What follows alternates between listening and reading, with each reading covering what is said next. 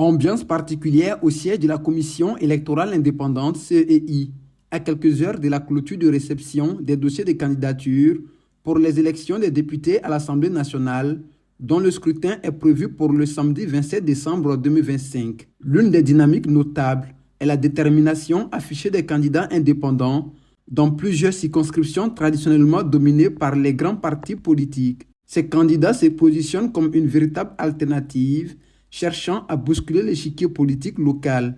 Yen Ibrahim, pour la circonscription de Bingerville, président de l'engagement citoyen pour Bingerville.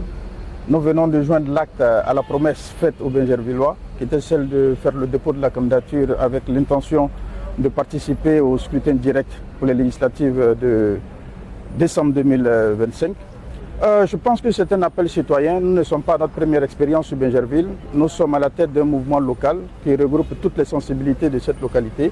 Et c'est au regard bien évidemment de nos aspirations locales que nous avons décidé bien évidemment d'être candidats. Je suis Yapo Valérie, candidat de la circonscription 145, à couper commune, Bécoué-Fin et sous-préfecture. Et je vais, en tant que candidate indépendante, pour défendre le peuple quétain, les acquis. Voilà. Donc je vais indépendante. Le président de la commission électorale indépendante, Ibrahim Koulibaly Kuibié, a effectué une tournée des stands de réception. Il a profité de cette occasion pour donner des informations supplémentaires sur le déroulement du processus et réaffirmer les engagements de la CEI. Vous avez pu le constater, nous avons mis tout en œuvre pour recevoir tous les candidats. Nous avons des box réservées aux personnalités qui viendront. Tout le monde est éligible ici pour le dépôt des dossiers. Donc depuis le 31 jusqu'au 12 novembre, on va mettre fin au dépôt. Mais au fil de l'eau, nous examinons les dossiers.